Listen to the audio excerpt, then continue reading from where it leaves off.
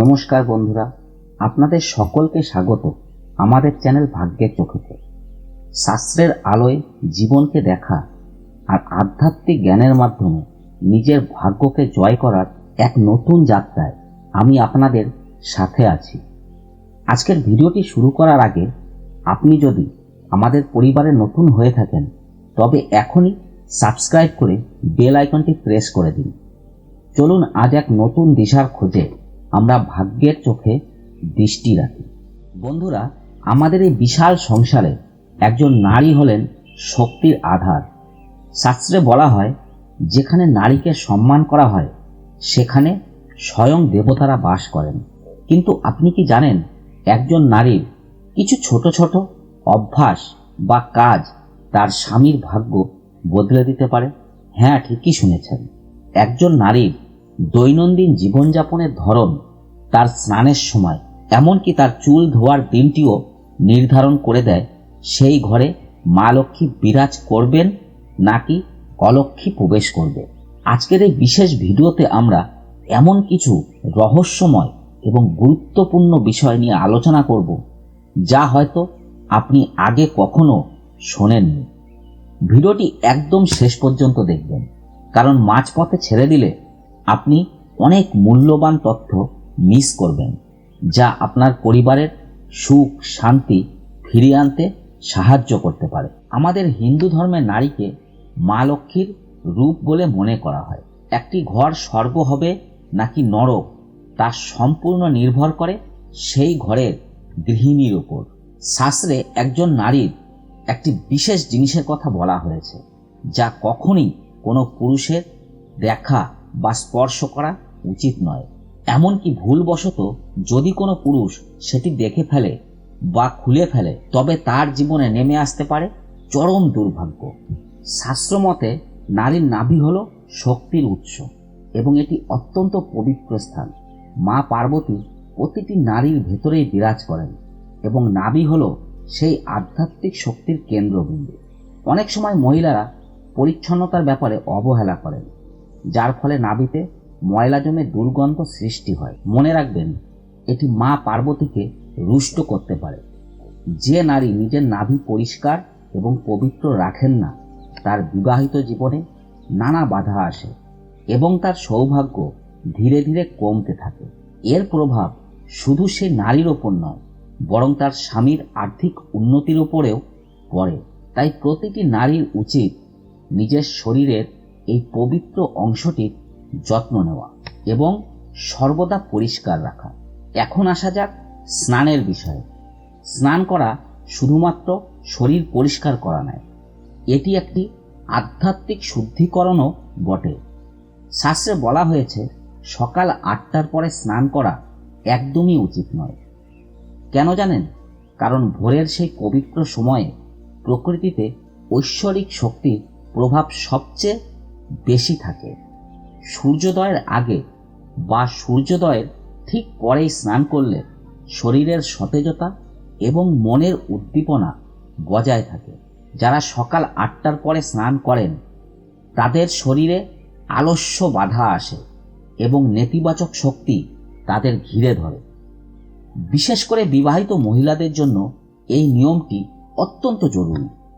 যদি কোনো বিশেষ কারণে 8টার আগে স্নান সম্ভব না হয় তবে চেষ্টা করবেন অন্তত দুপুর 12টার আগে স্নান সেরে নিতে।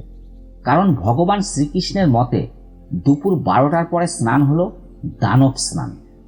এই স্নানে কোনো পুণ্য লাভ হয় না, বরং তা পরিবারের অশান্তির কারণ হয়ে দাঁড়ায়।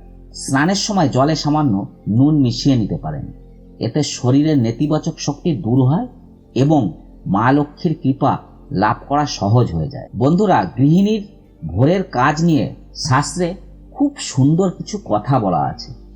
মনে রাখবেন, যে নারী অনেকক্ষণ পর্যন্ত ঘুমায় তার ঘরে মা লক্ষ্মী কখনো স্থির হয় না। সূর্যোদয়ের আগেই ঘর ঝাড়ু দেওয়া এবং মোছা অত্যন্ত শুভ কাজ, কারণ যখন সূর্য ওঠে তখন শুভ শক্তির প্রবাহ শুরু হয়। আপনি যদি সূর্যের আলোর পরে ঘর পরিষ্কার করেন তবে সেই শুভ শক্তি আপনার ঘর থেকে বিদায় নিতে পারে। তাই সকালেই ঘর পরিষ্কার করে স্নান সেরে নেওয়া উত্তম কাজ। এতে মা লক্ষ্মীর স্থায়ী বাস হয় এবং ঘর খুশিতে ভরে ওঠে। দুপুরের দিকে ঘর ঝাড়ু দেওয়া বা মোছা একদমই উচিত নয়, কারণ এতে অলক্ষ্মী ঘরে প্রবেশ করে এবং আর্থিক অনটন দেখা দেয়। এছাড়া দুপুরবেলা নির্জন বা শুনশান জায়গায় যাওয়া থেকে মহিলাদের বিরত থাকা উচিত, কারণ ওই সময় নেতিবাচক শক্তির গতিবেগ অনেক বেশি থাকে, যা আপনার শরীরের ওপর খারাপ প্রভাব ফেলতে পারে। এবার কথা বলবো এক অত্যন্ত গুরুত্বপূর্ণ বিষয় নিয়ে, যা প্রতিটি বিবাহিত মহিলার জানা জরুরি। সেটি হলো চুল ধোয়ার সঠিক দিন। আমাদের প্রাচীন ঐতিহ্যে বার বা দিন অনুযায়ী চুল ধোয়ার উপর বিশেষ গুরুত্ব দেওয়া হয়েছে। অনেক মহিলা যে কোনো দিনে চুলে শ্যাম্পু বা জল দিয়ে চুল ধুয়ে ফেলেন, যা শাস্ত্রমতে একদমই ঠিক নয়। এর সরাসরি প্রভাব পড়ে স্বামীর আয়ু এবং সন্তানের ভাগ্যের উপর। শাস্ত্র বলছে বিবাহিত মহিলাদের সোমবার দিন চুলে জল দেওয়া বা চুল ধোয়া একদমই উচিত নয়। সোমবার দিন চুল ধুলে সন্তানের ওপর অমঙ্গল হতে পারে এবং পরিবারে আর্থিক সমস্যা দেখা দিতে পারে। সোমবার দিনটি হলো চন্দ্রের দিন এবং এটি মনের সাথে যুক্ত, তাই এই দিনে চুল ধোয়া সন্তানের স্বাস্থ্যের ক্ষতি করতে পারে বলে মনে করা হয়। ঠিক তেমনি বুধবারের কথা ধরা যাক, অবিবাহিত বা কুমারী মেয়েদের জন্য বুধবার দিন চুলে জল দেওয়া একদমই নিষিদ্ধ। শাস্ত্রে বলা হয়েছে যদি কোনো কুমারী মেয়ে বুধবার চুল ধোয় তবে তার ভাইয়ের জীবনে বড় কোনো বিপদ আসতে পারে। তাই ভাই বোনের সম্পর্কের শুভ কামনায় কুমারী মেয়েদের এই দিনটি এড়িয়ে চলা উচিত। তবে বিবাহিত মহিলাদের জন্য বুধবার চুল ধোয়ায় কোনো বাধা নেই। সবথেকে ভয়ঙ্কর দিন হলো বৃহস্পতিবার। দেবগুরু বৃহস্পতি হলেন স্বামী এবং সন্তানের কারক। যদি কোনো বিবাহিত মহিলা বৃহস্পতিবার দিন চুলে শ্যাম্পু করেন বা চুল ধুয়ে ফেলেন তবে তার স্বামীর আয়ু কমতে শুরু করে। শুধু তাই নয়, বৃহস্পতিবার দিন নখ কাটা, চুল কাটা বা বাড়িতে বড় কাপড় কাচা থেকেও বিরত থাকা উচিত। এই দিনে ঘর মোছাও নিষিদ্ধ। বৃহস্পতিবার হলো লক্ষ্মীবার এবং গুরু গ্রহের দিন, তাই এই দিনে জল দিয়ে মাথা ধুলে বা ঘর পরিষ্কার করলে ঘরের পুণ্য এবং সমৃদ্ধি ধুয়ে যায় বলে বিশ্বাস করা হয়। তাহলে প্রশ্ন আসতেই পারে যে কোন দিনটি চুল ধোয়ার জন্য সবথেকে শ্রেষ্ঠ? উত্তর হলো শুক্রবার। শুক্রবার হলো মা লক্ষ্মী এবং শুক্র গ্রহের দিন। শুক্র গ্রহ হলো সুখ, ঐশ্বর্য এবং সৌন্দর্যের প্রতীক। শুক্রবার দিন বিবাহিত মহিলারা যদি চুলে তেল দিয়ে স্নান করেন এবং চুল পরিষ্কার করেন তবে তাদের ঘরে মা লক্ষ্মীর আগমন ঘটে। এই অভ্যাসের ফলে স্বামীর আর্থিক উন্নতি হয় এবং পরিবারে সুখ শান্তি বজায় থাকে। তাই চেষ্টা করবেন সপ্তাহের এই বিশেষ দিনটিতেই চুল ধোয়ার। তবে যদি কোনো বিশেষ পুজো বা উপবাস থাকে এবং সেই দিনটি যদি সোমবার বা বৃহস্পতিবার পড়ে তবে কি করবেন? এমন পরিস্থিতিতে আপনি চুল না ধুয়েও গঙ্গা জল ছিটিয়ে শুদ্ধ হতে পারেন। আর যদি স্নান করতেই হয় তবে সিঁথিতে সিঁদুর পরে বা চুলে সামান্য দই বা কাঁচা দুধ লাগিয়ে স্নান করতে পারেন। এতে অশুভ প্রভাব কিছুটা কমে। সিঁদুর নিয়ে আমাদের সমাজে অনেক নিয়ম আছে যা মহিলারা প্রায়ই ভুল করে থাকেন। বিবাহিত নারীর সিঁথিতে সিঁদুর থাকা মানে হলো তিনি মা পার্বতীর সামনে নিজের স্বামীর দীর্ঘায়ু কামনা করছেন। কিন্তু অনেকেই লজ্জায় সিঁদুর খুব ছোট করে পরে বা চুলের নিচে লুকিয়ে রাখে। শাস্ত্রে বলা হয়েছে যে নারী সিঁথির সিঁদুর লুকিয়ে রাখে তার স্বামীর মান সম্মান সমাজে কমে যায়। সিঁদুর সব সময় স্পষ্ট এবং দীর্ঘ করে পরা উচিত। সিঁদুর পরার সময় প্রথমে সিঁদুরের কৌটোটি কপালে স্পর্শ করান, তারপর নাক বরাবর সোজা রেখায় সিঁথিতে পড়ুন। বাঁকা করে সিঁদুর পরা একদমই উচিত নয়, কারণ এতে দাম্পত্য জীবনে অস্থিরতা আসতে পারে। স্নান না করে কখনোই সিঁদুর পরবেন না এবং অন্য কোনো মহিলার হাত থেকে সিঁদুর করা থেকেও বিরত থাকবেন। আপনার বিয়ের সিঁদুরটি অত্যন্ত যত্ন করে রাখবেন এবং বিশেষ পুজোর দিনে সেই সিঁদুরটি ব্যবহার করার চেষ্টা করবেন। এতে মা পার্বতীর আশীর্বাদ আপনার ওপর বজায় থাকবেই। সংসারে সুখ বজায় রাখার আরও একটি গোপন চাবিকাঠি হলো রান্নাঘর। রান্নাঘরকে বলা হয় গৃহলক্ষ্মীর প্রধান স্থান। কখনোই স্নান না করে রান্নাঘরে প্রবেশ করবেন না। আপনার হাতের ছোঁয়ায় যে অন্ন তৈরি হচ্ছে তা খেয়েই পরিবারের সদস্যরা সুস্থ থাকেন। তাই স্নান করে শুদ্ধ মনে রান্না করলে সেই খাদ্যে অমৃতের স্বাদ পাওয়া যায় এবং ঘরের রোগ ব্যাধি দূর হয়ে যায়। রাতে ঘুমানোর আগে একটি বড় ভুল মহিলারা প্রায়ই করেন, তা হলো রান্নাঘরে নোংরা বাসন রেখে দেওয়া। ভাজা তাওয়া বা কড়াই কখনো না ধুয়ে রাতে ফেলে রাখবেন না।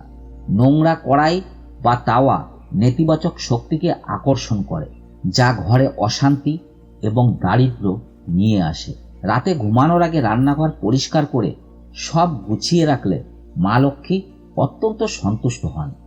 সকালে যখন প্রথম রুটি বানাবেন সেটি আলাদা করে তুলে রাখবেন এবং গরুকে খাওয়াবেন। এই একটি ছোট কাজ আপনার সংসারের সমস্ত বাস্তুদোষ এবং গ্রহদোষ দূর করতে সাহায্য করবে। নারীদের আরও কিছু গয়না বা ব্যবহারের জিনিস আছে যা কখনোই অন্যের সাথে ভাগ করা উচিত নয়, যেমন হাতের চুড়ি, পায়ের নুপুর বা বিছে। বিছে এবং নুপুর হলো বিবাহিত নারীর প্রতীক এবং এটি শুক্র গ্রহের সাথে সম্পর্কিত। নিজের পরা নুপুর বা বিছে কখনোই কাউকে দান করবেন না বা অন্য কাউকে করতে দেবেন না। এতে আপনার সৌভাগ্য অন্যের কাছে চলে যেতে পারে। কপালের টিপ বা বিন্দি ব্যবহারের ক্ষেত্রেও একই কথা প্রযোজ্য। অন্যের ব্যবহার করা টিপ নিজে পরবেন না এবং নিজের টিপ অন্যকে দেবেন না। সূর্যাস্তের পরে চিরুনি দেওয়া বা চুল আঁচড়ানো একদমই উচিত নয়। শাস্ত্রে বলা হয়েছে সন্ধ্যার সময় চুলে চিরুনি দিলে ঘরে নেতিবাচক শক্তির প্রবেশ ঘটে এবং বাস্তুদোষ সৃষ্টি হয়। এতে মা লক্ষ্মী অত্যন্ত রুষ্ট হন। বন্ধুরা, পরিশেষে একটি কথাই বলবো, একজন নারীর খুশি থাকা মানেই হলো গোটা পরিবারের খুশি থাকা। যদি কোনো ঘরে নারী সবসময় রাগান্বিত থাকেন বা দুঃখে থাকেন, তবে সেই ঘরে অভাব কোনোদিন দূর হয় না। শাস্ত্রমতে নারীর মুখের হাসিই হলো ঘরের আসল ঐশ্বর্য। তাই বাড়ির পুরুষদেরও উচিত তাদের ঘরের নারীকে সম্মান করা এবং তাদের ছোট ছোট খুশিগুলোর দিকে খেয়াল রাখা। যেখানে নারীর চোখের জল পড়ে সেখানে লক্ষ্মী দেবী এক মুহূর্ত স্থির থাকে না। আপনার সামান্য অভ্যাস পরিবর্তন এবং শাস্ত্রের এই নিয়মগুলো মেনে চললে আপনি নিজেই দেখতে পাবেন আপনার জীবনে কত বড় পরিবর্তন আসছে। আর্থিক কষ্ট দূর হবে, স্বামী স্ত্রীর মধ্যে ভালোবাসা বাড়বে এবং সন্তানদের উজ্জ্বল ভবিষ্যৎ হবে।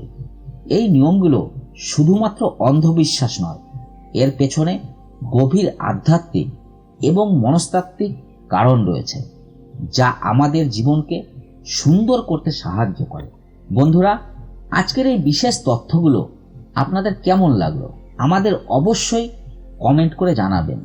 যদি এই ভিডিওটি আপনাদের ভালো লেগে থাকে এবং মনে হয় এর মাধ্যমে অন্য কারো উপকার হতে পারে, তবে ভিডিওটি আপনার বন্ধুদের এবং প্রিয়জনের সাথে একটি শেয়ার করতে ভুলবেন না। আপনার একটি শেয়ার হয়তো অন্য কোনো পরিবারের অন্ধকার দূর করতে পারে। এমনই সব আধ্যাত্মিক এবং বাস্তুশাস্ত্র সংক্রান্ত গুরুত্বপূর্ণ ভিডিও নিয়মিত পেতে আমাদের চ্যানেলটি এখনই সাবস্ক্রাইব করুন এবং পাশে থাকা বেল আইকনটি প্রেস করে অল নোটিফিকেশন অন করে দিন। আর কমেন্ট বক্সে ভক্তি ভরে একবার লিখুন জয় মা লক্ষ্মী অথবা হর হর মহাদেব। আপনাদের সকলের মঙ্গল হোক। মা লক্ষ্মী আপনাদের ঘর ধনধান্যে পূর্ণ করে দিন। আজকের মতো এখানেই বিদায় নিচ্ছি। দেখা হবে পরবর্তী কোনো এক চমৎকার ভিডিওতে। সবাই ভালো থাকবেন, সুস্থ থাকবেন। ধন্যবাদ।